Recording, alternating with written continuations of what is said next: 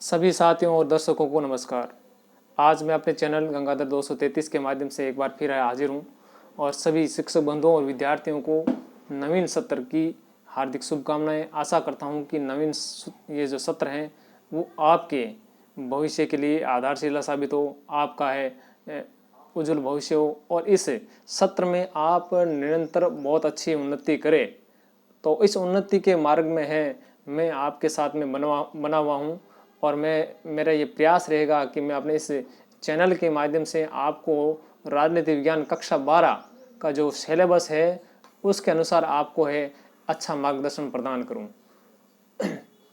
तो हम आज अपने जो YouTube चैनल की जो सीरीज़ है, हमने पिछले जो सत्र में है पढ़ा था, हमने संविधान का कॉन्स्टिट्यूशन भाग स्टार्ट किया था, परंतु आज हमें खंड ए से न्याय जो अवधारणा वाला पार्ट है उसको शुरू करेंगे और पूरे खंड ए और खंड बी दोनों के है हम वीडियो लेसन है के माध्यम से हम आपको है पूरी टीचिंग देंगे।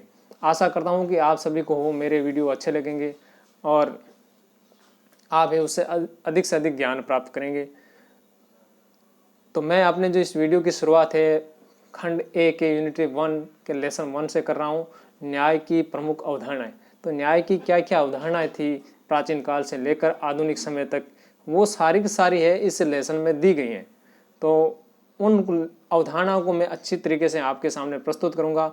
आशा करता हूं कि आपको ये बहुत अच्छे लगेंगे और आपको ज्ञानवर्धक चीज़ों के बारे में, लेसन के साथ साथ में ज्ञानवर्धक चीज़ों के बारे में भी मैं आपको बताऊंगा, ताकि आप भविष्य में जब भी जाएं तो इन टॉपिक्स के माध्यम से कंपटीशन एग्जाम में आपको कोई परेशानी ना हो पाए।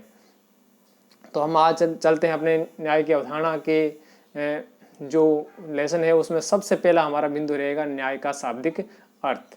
तो हम न्याय के शाब्दिक अर्थ के बारे में देखते हैं कि न्याय का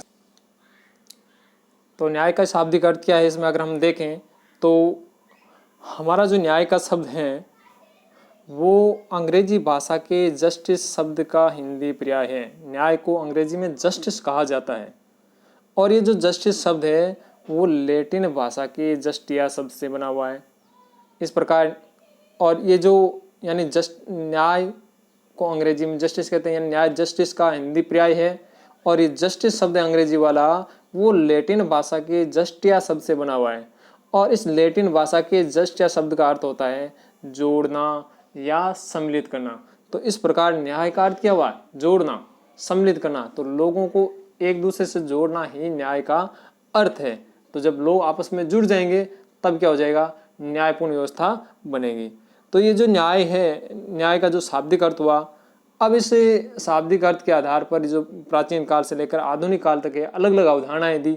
तो उसमें हम देखें तो न्याय शब्द की व्याख्या है अलग अलग विचारकों ने अपने अलग अलग ढंग से की है। जहाँ हम बात करें भारत के प्राचीन विचारकों की, तो उन्होंने न्याय को धर्म से जोड़ दिया और कहा कि कर्तव्य करो, अच्छा कर्म करो, धर्म का कार्य करो, तो उसी में न्याय निहित है। तो कर्म आधारित हो गया। वहीं अगर हम पाश्चात्य विचारकों की बात करें, पाश्चात्य विचारकों में हम देखें तो सबसे पहले प्लेटो ने न्याय के बारे में बात की और उसने न्याय को आत्मीय गुण माना। उसके बाद में हम बात करें प्लेटो के शिष्य अरस्तु ने न्याय को क्या माना? सद्गुण माना। और यह प्राचीन यूनान के जो दार्शनिक है उनसे हटकर फिर मध्यकाल में आते हैं। मध्यकाल में तो मध्यकालीन विचारकों ने क्या कहा कि व्यक्ति द्वारा राज्य के प्रति जो कार्य किए जाते हैं, कर्तव्य किए जाते हैं, वो न्याय है। आधुनिक काल में अगर हम आए तो आधुनिक काल में डेविड ह्यूम, बेंथम और मिल ये उपयोगितावादी विचारक हैं और इन लोगों ने कहा कि न्याय उपयोगिता से संबंधित है, यानी जो वस्तु या जिस कार्य से लोगों को अधिकतम फायदा हो वही कार्य करना चाहिए, तो वही न्यायपूर्ण होगा। वहीं आधुनिक समय में जो सबसे प्रसिद्ध न्याय का जो सिद्धांत है वो जॉन रोल्स का है। तो जॉन रोल्स ने जो न्याय का जो सिद्धांत दिया वो है औचित्यपूर्ण न्याय का सिद्धांत और वो एक सामाजिक न्याय का सिद्धांत था। तो उसका हम अध्ययन करेंगे। तो सबसे पहले हम चलते हैं प्लेटो की न्याय की अवधारणा। तो प्लेटो की न्याय की अवधारणा में हम देख लेंगे तो हमारे जो बिंदु रहेंगे वो इस प्रकार रहेंगे। सबसे पहला कि प्लेटो को न्याय का सिद्धांत क्यों देना पड़ा, ऐसी क्या परिस्थितियां आ गई कि प्लेटो को न्याय के बारे में ये बात करनी पड़ी। और जो दूसरी जो बिंदु रहेगी प्लेटो की जो पुस्तक है वो कौन सी पुस्तक सी, और तीसरा जो बिंदु है, उसने न्याय का क्या स्वरूप दिया, क्या स्वरूप था, किस रूप में उसने न्याय को प्रस्तुत किया। तो साथियों, हम देखते हैं कि जो प्लेटो की जो न्याय की अवधारणा है, उसमें हम देखते हैं कि पाश्चात्य विचारकों में प्लेटो ही मात्र पहला व्यक्ति था, एकमात्र प्लेटो, पाश्चात्य विचारकों में सर्वप्रथम प्लेटो ने ही न्याय के बारे में ये अपनी अवधारणा दी। उससे पहले किसी ने न्याय की अवधारणा नहीं दी। और उसने जो अपनी न्याय की अवधारणा दी, अपनी प्रसिद्ध पुस्तक रिपब्लिक में दी। और साथियों, मैं ये बता देना चाहता हूँ, ये कॉम्पिटिशन एग्जाम की दृष्टि से बहुत इंपॉर्टेंट बात है कि प्लेटो की पुस्तक का नाम क्या है, रिपब्लिक। दूसरा और उससे इम्पोर्टेंट है कि प्लेटो की पुस्तक रिपब्लिक है वो किस से संबंधित है, तो ये प्लेटो की जो पुस्तक रिपब्लिक है वो न्याय से संबंधित है। उसका उपशीर्षक क्या है, कंसर्निंग जस्टिस, यानी न्याय से संबंधित। अगर इस पूरी पुस्तक का नाम देखें, द रिपब्लिक कंसर्निंग जस्टिस, न्याय, उपशीर्षक क्या हो गया, न्याय, रिपब्लिक, न्याय से संबंधित। पूरी किताब का नाम हो गया रिपब्लिक, न्याय से संबंधित। अंग्रेजी में बात करें, रिपब्लिक कंसर्निंग जस्टिस, तो ये हो गया। तो उसने अपनी पुस्तक न्याय, रिपब्लिक में न्याय को समझाने का प्रयास किया है। अब उसको आवश्यकता क्यों पड़ी, न्याय संबंधी जो बात है, उसने कहा कि ये न्याय की अवधारणा दे रहा है, उसकी आवश्यकता उसको क्यों पड़ी, तो उसकी आवश्यकता के प्रमुख कारण वहाँ की जो तत्कालीन परिस्थितियाँ थी वही थी। और प्लेटो के समय है वो तीन तरह की, वहाँ पर हम बात करें, तीन तरह की जो न्याय के सिद्धांत है वो प्रचलित थे। तीन न्याय के सिद्धांत प्रचलित थे, जिसमें सबसे पहले हम देखते हैं कि परंपरावादी, उग्रवादी और यथार्थवादी, ये तीन न्याय के सिद्धांत प्रचलित थे। साथियों, मैं बता देना चाहता हूँ कि ये जो है बातें ये किताब में नहीं लिखी हुई है, ये बातें एडिशनल रूप से हैं, आपको कॉन्सेप्ट क्लियर करने के लिए आपको बताए जा रहे हैं, ताकि आपका और अधिक ज्ञान बढ़े। केवल आप किताबी कीड़े नहीं बन कर रहे, किताब से बाहर भी आप निकले। तो हम देखते हैं कि जो परंपरावादी सिद्धांत था, वो सिद्धांत किसने दिया था, सेफालस ने दिया। और उसने क्या कहा कि न्याय क्या है, सत्य बोलने और कर्ज चुकाने में निहित है। दूसरा जो उग्रवादी सिद्धांत था, थ्रेसिमेकस उसका प्रतिपादक था। उसने कहा कि शक्तिशाली का हित ही न्याय है, यानी जो बलवान व्यक्ति हैं या ताकतवर व्यक्ति हैं, समाज में प्रभावशाली व्यक्ति है, वो न्याय उन्हीं के लिए है, बाकी अन्य के लिए कोई न्याय नहीं है। तीसरा जो यथार्थवादी सिद्धांत है, उसका प्रतिपादक था ग्लूकोन, और उसने कहा है कि न्याय भय का शिशु है, कि जो लोग डरते हैं उनको न्याय की आवश्यकता होती है। इस प्रकार कमजोर लोगों की आवश्यकता क्या है, वो न्याय है। न्याय की आवश्यकता किसको पड़ती है, जो डरते हैं, कमजोर वर्ग है, निर्बल वर्ग है, उनको न्याय की आवश्यकता होती है। तो प्लेटो है इस न्याय की जो तीनों अवधारणा थी, उन तीनों अवधारणाओं से संतुष्ट नहीं था, सहमत नहीं था। उसने कहा कि ये तो सारी बातें जो बता रहे हैं वो सारी बाहरी बातें हैं, सभी लोग हैं न्याय को है बाहरी वस्तु मान रहे हैं, जबकि न्याय क्या है, आंतरिक वस्तु है, आत्मा का सद्गुण है, न्याय आत्मीय गुण है। प्लेटो ने न्याय को आत्मा से संबंधित माना। तो प्रश्न कई बार ये भी आता है कॉम्पिटिशन एग्जाम में कि प्लेटो का न्याय किससे संबंधित है, आत्मा से, चेतना से, या किसी अन्य चीज से, तो उसका जो न्याय है वो आत्मा से संबंधित है। प्लेटो ने न्याय को आत्मा का सद्गुण माना। और उसने क्या कहा, उसने कहा कि न्याय क्या है, कि न्याय ये है कि प्रत्येक व्यक्ति द्वारा निर्दिष्ट कार्य करना और दूसरे के कार्यों में हस्तक्षेप नहीं करना ही न्याय है। हमारा न्याय की जो अवधारणा है प्लेटो की, यहाँ से स्टार्ट होती है। तो प्लेटो के अनुसार न्याय क्या है कि प्रत्येक व्यक्ति को जो कार्य दिया गया है वो कार्य वो संपादित करे।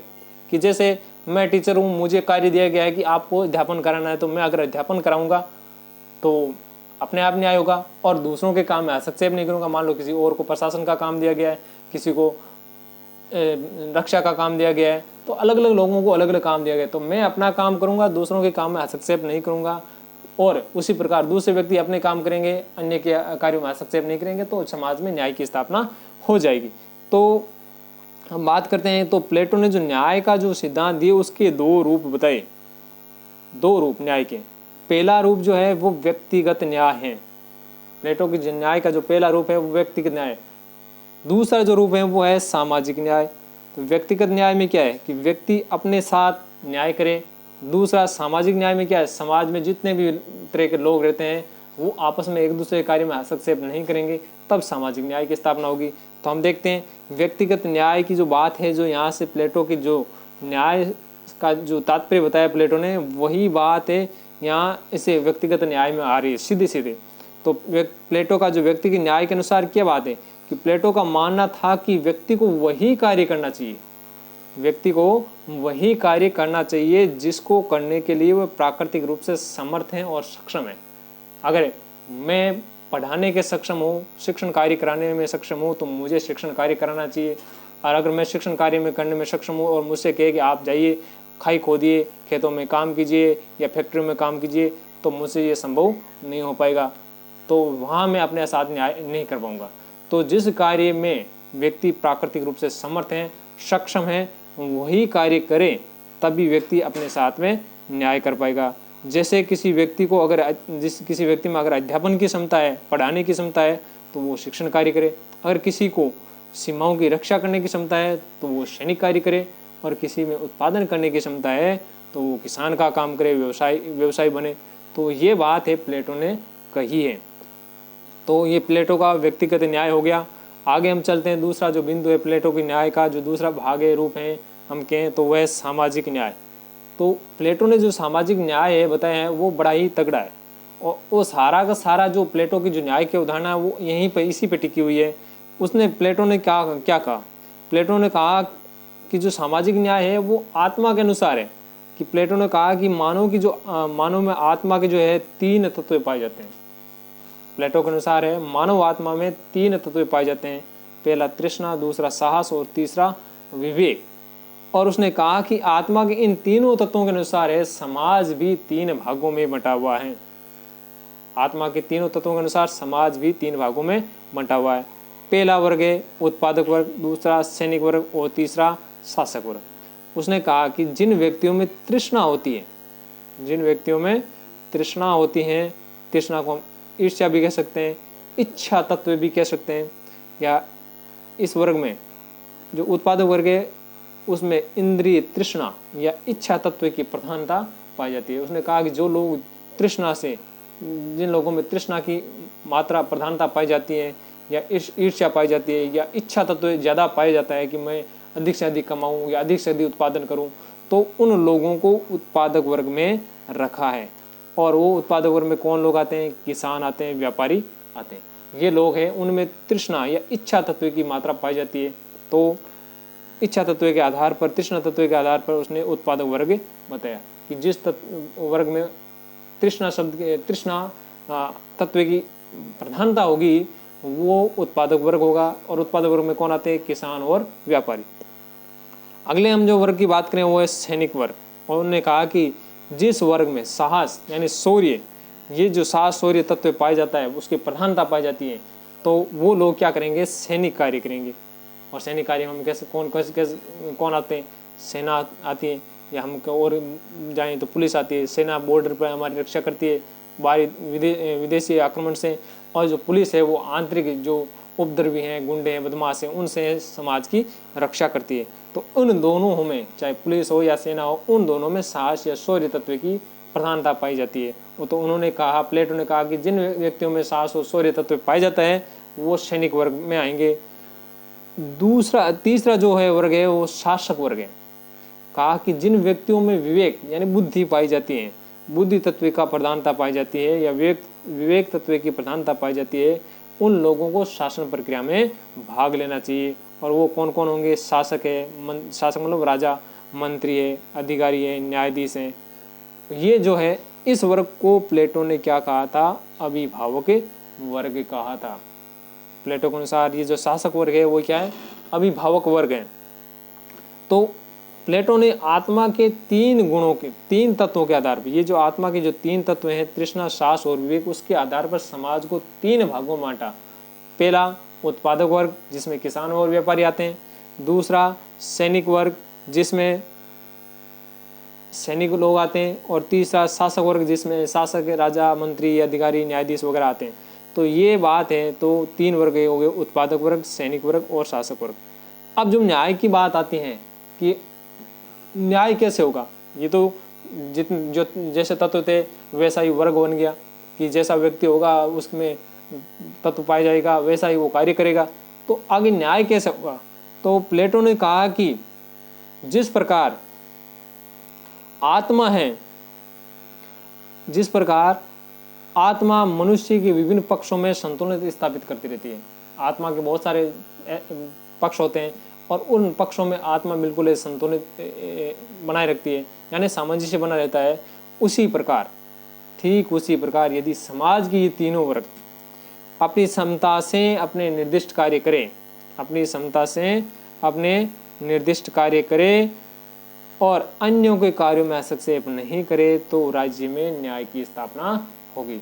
यानी उत्पादक वर्ग उत्पादन का काम करें, सैनिक वर्ग सैनिक कार्य करें, रक्षा करें राज्य की, और शासक वर्ग है वो शासन प्रक्रिया में संबंधित कार्य करे, तो अपने आप न्याय की स्थापना हो जाएगी। उत्पादक वर्ग है वो सैनिक वर्ग और शासक वर्ग के कार्य में हस्तक्षेप नहीं करे, सैनिक वर्ग है उत्पादक वर्ग और शासक वर्ग के कार्य में हस्तक्षेप नहीं करे, और शासक वर्ग है वो सैनिक वर्ग और उत्पादक वर्ग के कार्य में हस्तक्षेप नहीं करे।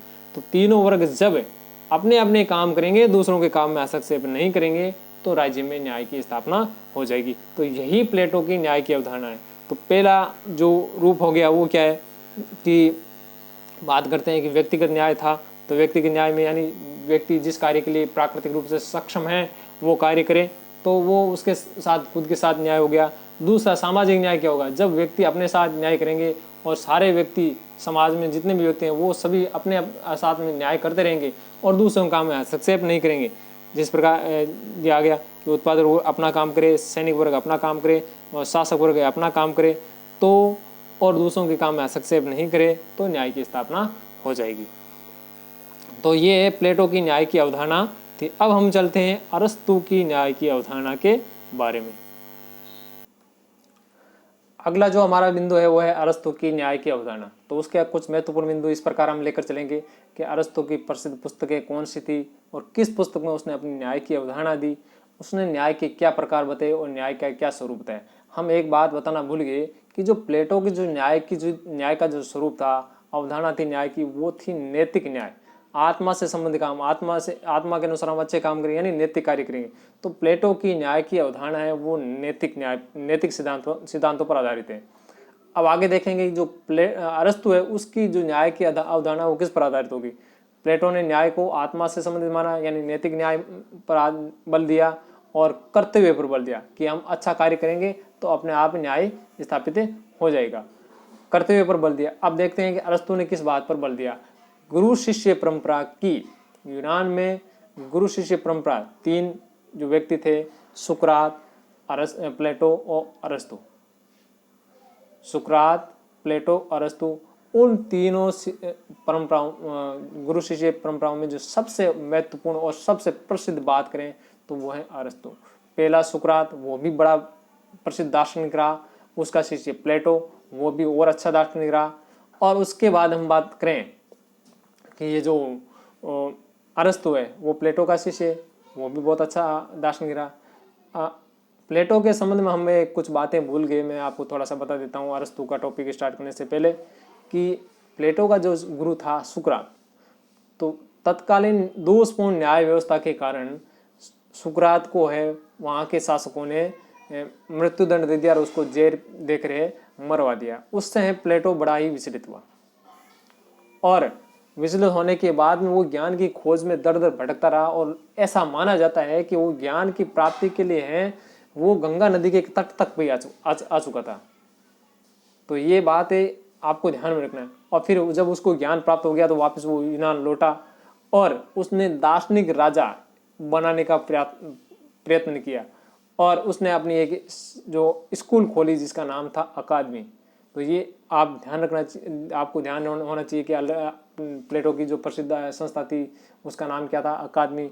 और अकादमी में है जो प्रवेश लेने वाले व्यक्ति होंगे उनके लिए गणित विषय का ज्ञान होना अनिवार्य था। उसने अपनी अकादमी संस्था के बाहर ये लिखवा दिया कि जिस व्यक्ति को गणित का ज्ञान नहीं है वो कृपया इस संस्था में प्रवेश नहीं करे। तो प्लेटो के बारे में ये महत्वपूर्ण जो जानकारी थी मैंने आपको शेयर की। अब आगे हम चलते हैं अरस्तु के बारे में। तो अरस्तु की न्याय की अवधारणा क्या हम देखते हैं। तो हम आते हैं अरस्तु की न्याय की अवधारणा के बारे में। तो सबसे पहले हम बता दें कि अरस्तु की जो न्याय संबंधी अवधारणा है वो उसके जो ग्रंथ है एथिक्स में उसका वर्णन मिलता है। अरस्तु ने जो ग्रंथ लिखा वो एथिक्स। परंतु अगर हम बात करें कि अरस्तु की प्रसिद्ध पुस्तक थी वो कौन थी, तो अरस्तु की प्रसिद्ध पुस्तक थी पॉलिटिक्स। पॉलिटिक्स से ही राजनीति से बना और राजनीति विज्ञान का पिता माना जाता है अरस्तु को। इतना बड़ा उसने राजनीतिक विज्ञान के प्रति ये कार्य किया है। परंतु पॉलिटिक्स में है वो न्याय संबंधी अवधारणा नहीं, उसकी जो न्याय संबंधी अवधारणा है उसकी प्रसिद्ध पुस्तक है एथिक्स में है। तो उसने जो न्याय की अवधारणा दी वो कैसे थी, समानुपातिक थी। मानवीय संबंधों के नियमन यानी कानून के आधार पर हम मनुष्य के साथ में कैसा व्यवहार करता है, कैसे जो मानवीय संबंधों के नियम बने हुए उसके आधार पर ही उन्होंने अपनी न्याय की अवधारणा दी। और उसने न्याय के दो भाग बताए, एक संपूर्ण न्याय और दूसरा विशेष न्याय। संपूर्ण न्याय की हम बात करें तो उसका संबंध था सामाजिक नैतिकता से, और उसमें ये बात किया कि प्रत्येक व्यक्ति को अपने कर्तव्य का पालन करना चाहिए, और जब वो प्रत्येक व्यक्ति अपने कर्तव्य का पालन करेंगे तो न्याय की स्थापना होगी। और जो दूसरा जो न्याय का जो रूप बताया उसने विशेष न्याय बताया, उसको उसने दो भागों में बताया। उसके दो भाग बताए, पहला भाग वितरणात्मक न्याय और दूसरा भाग था वो है संशोधनात्मक या संरक्षणात्मक न्याय। तो हम यहाँ बात करें कि वितरणात्मक न्याय क्या था और संशोधनात्मक और ये संरक्षणात्मक न्याय क्या था। तो वितरणात्मक न्याय क्या है, अरस्तु का जो न्याय है उसको आनुपातिक या समानुपातिक न्याय भी कहा जाता है। अब आनुपातिक और समानुपातिक न्याय कैसे होगा इस पर हम चर्चा करते हैं। तो उसने जो आनुपातिक न्याय बताया उसमें उसने कहा कि न्याय क्या है, राज्य द्वारा पद, सम्मान, पुरस्कार आदि का वितरण है। व्यक्ति की योग्यता और राज्य के प्रति उसके द्वारा राज्य के प्रति की गई सेवा के अनुपात में किया जाना चाहिए। कि न्याय किन चीज़ों का वितरण, हमें वस्तुओं का वितरण करना है तो वस्तुओं का वितरण राज्य करेगा। तो राज्य के पास में क्या है, राज्य के पास में पद है, पुरस्कार है, सम्मान है, ये चीज़ें राज्य के पास में है। पद, प्रतिष्ठा, पुरस्कार, सम्मान ये राज्य के पास में है। तो राज्य इसका जो वितरण करेगा वो न्यायपूर्ण करेगा। तो किन लोगों को इनका वितरण होगा, तो उसने कहा कि योग्य व्यक्तियों को, जो व्यक्ति योग्य हैं उनको उनका वितरण किया जाएगा। और राज्य के प्रति उनकी क्या सेवा है उसके आधार पर अब उनको वितरित किया जाएगा। योग्य बड़ा व्यक्ति है, बड़ा रिसर्च कर रखा है उसने, परंतु वो उस देश में ये काम करता ही नहीं रिसर्च का, तो उसे पद प्रतिष्ठा क्यों दे। जैसे नासा में बहुत सारे भारतीय वैज्ञानिक बैठे हैं, बाहर से गए व्यक्ति बहुत सारे नासा में बैठे हुए हैं, या हम कहते हैं भारत के बहुत सारे डॉक्टर हैं वो अमेरिका में बैठे हुए हैं। तो भारत सरकार उनको यहाँ पद पुरस्कार थोड़ी दे रही है, नहीं देगी, क्योंकि वो भारत सरकार के प्रति काम नहीं करते हैं, वो तो अमेरिका के प्रति काम करे। तो अमेरिका की सरकार उनको पद प्रतिष्ठा पुरस्कार वो देती है। अगर वो भारत के प्रति निष्ठा रखते तो भारत सरकार उनको सम्मानित करती। तो केवल योग्यता से ही काम नहीं बनेगा, राज्य के प्रति की सेवा भी होनी चाहिए, योग्य भी होना चाहिए, राज्य के प्रति सेवा भी होनी चाहिए। उनके अनुपात में ही इन्हें पद, सम्मान, पुरस्कार, प्रतिष्ठा का है वितरण किया जाएगा। तो उसने कहा कि जो पद है, सम्मान है, पुरस्कार है, धन संपदा आदि का वितरण है अंक गणितीय अनुपात में नहीं होगा। अंक गणितीय अनुपात मतलब मान लो राज्य के पास में 10 पद है और 5 व्यक्ति है, कि 10 पदों को 5 व्यक्ति बांटना है, तो सीधी बात है कि सभी को 2-2 बांट दो। तो ये अंक गणितीय अनुपात है। तो उसने कहा कि अंक गणितीय अनुपात नहीं होना चाहिए। उसने रेखा गणितीय अनुपात में वितरण को मान्यता दी कि जो वितरण होगा इनका पद पुरस्कार, धन संपदा, सम्मान का, वो रेखा गणितीय अनुपात में होना चाहिए। रेखा गणितीय अनुपात का मतलब है कि जो व्यक्ति को योग्य भी होना चाहिए और राज्य के प्रति उसकी सेवा भी होनी चाहिए। उन दोनों को ध्यान में रखकर ही इनका वितरण होना चाहिए। तो उन्होंने कहा, इस प्रकार हम देखते हैं कि अंकगणितीय जो वितरण है वो तो क्या, अंकगणितीय अनुपात तो क्या हो गया, समानता, कि 10 व्यक्ति है और 5 में 10 पद है और 5 में बांटना है तो 2-2 बांट दो। तो ये तो क्या हो गया, सभी के समान अनुपात हो गया, सभी के साथ समान रूप से बांट दिया गया।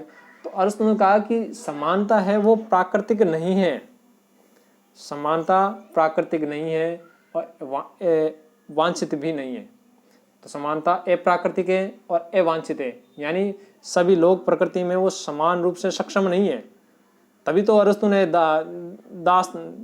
दासों का समर्थन किया कि दास होने चाहिए, क्योंकि दास है सभी व्यक्ति हैं मालिक नहीं हो सकते। कुछ व्यक्ति दास होने के लिए नियत होते हैं तो कुछ व्यक्ति मालिक होने के लिए नियत होते हैं। तो ये उसका वितरणात्मक न्याय था। तो वितरणात्मक न्याय में सीधी सी बात है कि राज्य द्वारा पद, सम्मान, पुरस्कार का वितरण है वो व्यक्ति की योग्यता और उस व्यक्ति की राज्य के प्रति की गई सेवा के अनुपात में होना चाहिए। और दूसरी बात तो उसने कहा कि ये जो फिर भी अनुपात कैसा होना चाहिए? अनुपात वो अंक गणितीय अनुपात नहीं होकर कैसा होना चाहिए? रेखा गणितीय अनुपात होना चाहिए। यानी यहाँ भेदभाव होगा कि जो ज्यादा योग्य हैं उनको ज्यादा मिलेगा और जो कम योग्य है उनको कम मिलेगा। जो ज्यादा योग्य है और ज्यादा राज्य के प्रति सेवा करता है उनको पद, पुरस्कार, सम्मान, धन संपदा वो ज्यादा मिलेगा। जो कम योग्य है और राज्य के प्रति उनकी सेवा कम है उनको उसी अनुपात में कम पद, पुरस्कार, धन संपदा मिलेगी। अब आता है दूसरा, संशोधनात्मक या संरक्षणात्मक, जिसको प्रतिवर्ती न्याय भी कहते हैं। तो इसके अंतर्गत क्या होता है? इसके अंतर्गत है परस्पर लेन देन को नियमित करना, कि आपस में जो लेन देन है वो सही तरीके से हो।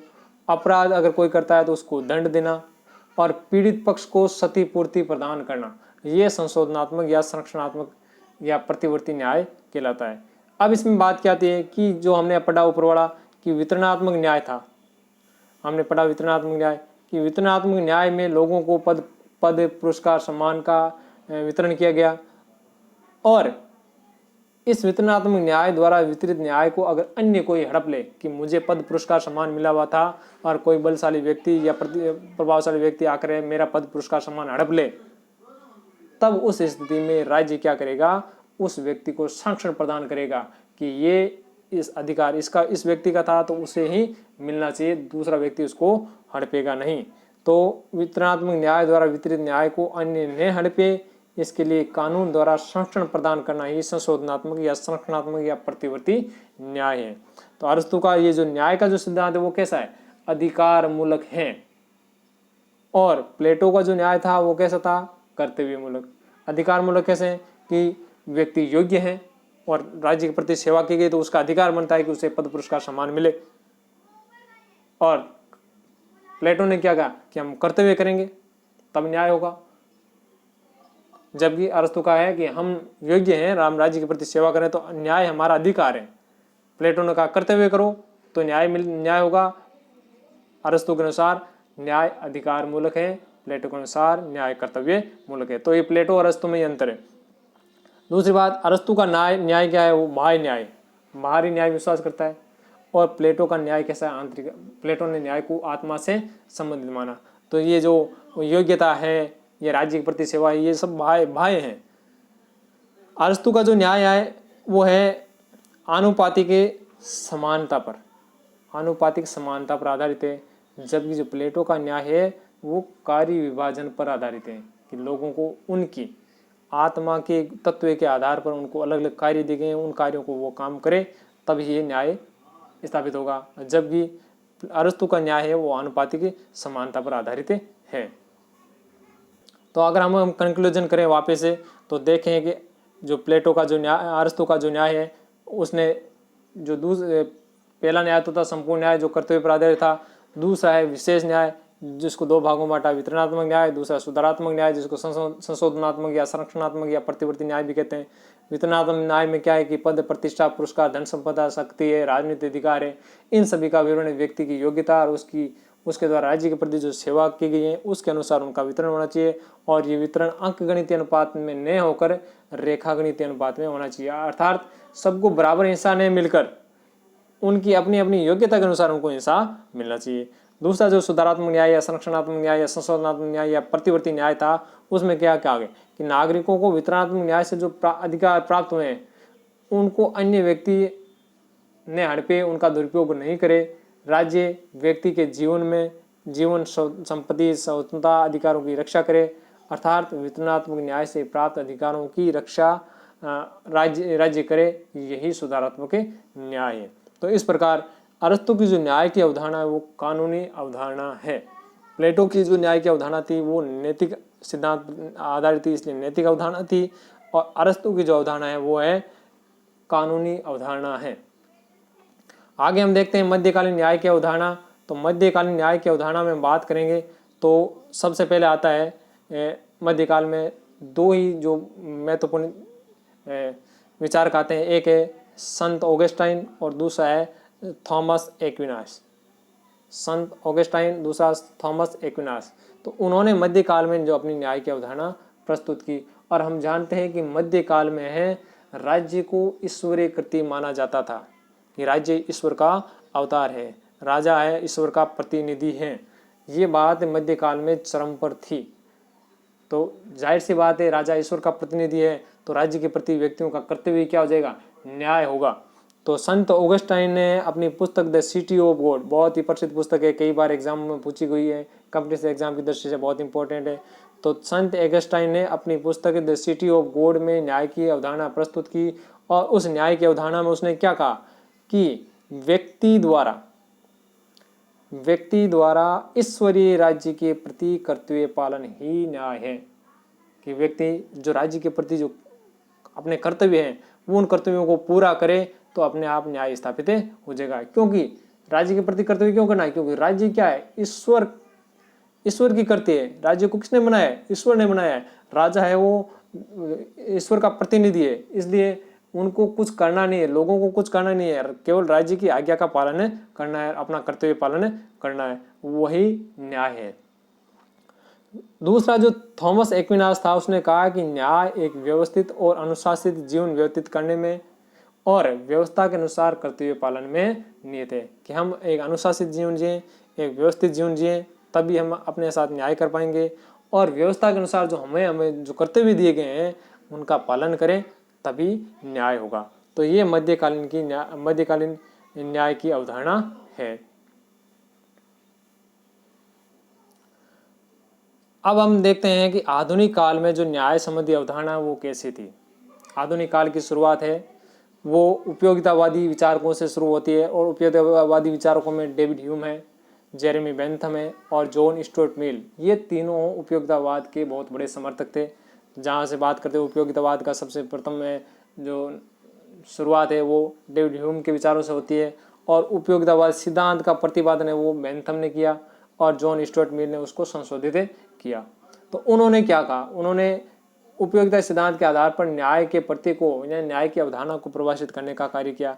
तो हम बात करें डेविड ह्यूम की, उसने कहा कि न्याय उन नियमों की पालना मात्र है जो सर्वहित का आधार है। कि ऐसे नियम जिससे सभी का हित हो वही न्याय है। दूसरी बात, जेरेमी बेंथम, ये इंग्लैंड का प्रसिद्ध विचारक था। उसने कहा कि जो सार्वजनिक वस्तुएं हैं, सेवा है, पद है, उन सभी का वितरण है उपयोगिता के सिद्धांत पर होना चाहिए। कि राज्य जो भी वितरण करे वो उपयोगिता के आधार पर होना चाहिए। अर्थात जो उपयोगी हैं और सुखदायक हैं, जो उपयोगी हैं और जिससे व्यक्तियों को, लोगों को सुख मिले, वही कार्य होना चाहिए। और इसके आधार पर बेंथम ने एक सिद्धांत दिया था, अधिकतम लोगों के अधिकतम सुख का सिद्धांत। तो उसने कहा कि न्याय है वो अधिकतम लोगों के अधिकतम सुख के सिद्धांत पर ही आधारित होना चाहिए। कि कार्य वही होना चाहिए जिससे अधिकतम लोगों को है लाभ मिले। जॉन स्टुअर्ट मिल की बात करें तो उसने कहा कि मनुष्य अपनी सुरक्षा हेतु ऐसे नैतिक नियम स्वीकार करता है, अपनी सुरक्षा के लिए वही नियम स्वीकार करता है जिनसे दूसरे भी वैसी ही सुरक्षा अनुभव करें। अगर हम अपनी बात करें तो हम, प्रत्येक व्यक्ति अपनी सुरक्षा के प्रति संवेदनशील होता है और वही नियम स्वीकार करता है जिससे उसकी सुरक्षा होती है। तो जाहिर सी बात है, जिन बातों से, जिन नियमों से, जिन व्यवहारों से हमें अपनी सुरक्षा महसूस होती है, वही व्यवहार, वही नियम कानून है दूसरे लोग भी है उसका अनुपालना करते हैं। तो मनुष्य अपनी सुरक्षा हेतु ऐसे नैतिक नियम स्वीकार करता है जिनसे दूसरे भी वैसी सुरक्षा का अनुभव कर सके। अर्थात उपयोगिता ही न्याय का मूल मंत्र है। यानी ऐसे नियम ही हमें स्वीकार करने चाहिए जो उपयोगी हैं, अन्य नियमों को हमें स्वीकार नहीं करना चाहिए। तो साथियों, ये अपनी न्याय की जो संबंधी अवधारणा थी प्राचीन काल की, जो हमने प्लेटो अरस्तु के बारे में पढ़ा, और फिर मध्यकाल में हमने पढ़ा था संत ऑगस्टाइन और थॉमस एक्विनास के बारे में। आधुनिक काल में हमने उपयोगितावादी सिद्धांत के बारे में पढ़ा। अगले हम चैप्टर हैं उसमें हम पढ़ेंगे जॉन रॉल्स की न्याय की अवधारणा, बहुत ही इंपॉर्टेंट है। और हम कंप्यूटर एग्जाम्स की बात करें आगे, चाहे फर्स्ट ग्रेड हो या यूजीसी नेट स्लेट हो, या अगर हम बात करें कॉलेज स्तर पर, तो जॉन रॉल्स का न्याय का सिद्धांत बहुत ही ज़्यादा महत्वपूर्ण है। आशा करता हूँ कि आपको ये मेरा वीडियो अच्छा लगा होगा। आपसे आग्रह है कि मेरे वीडियो को अधिक से अधिक शेयर करें, अधिक से अधिक लोगों की पहुँच इस वीडियो तक बनाएं, ताकि आपके साथ साथ अन्य लोगों को भी फायदा हो।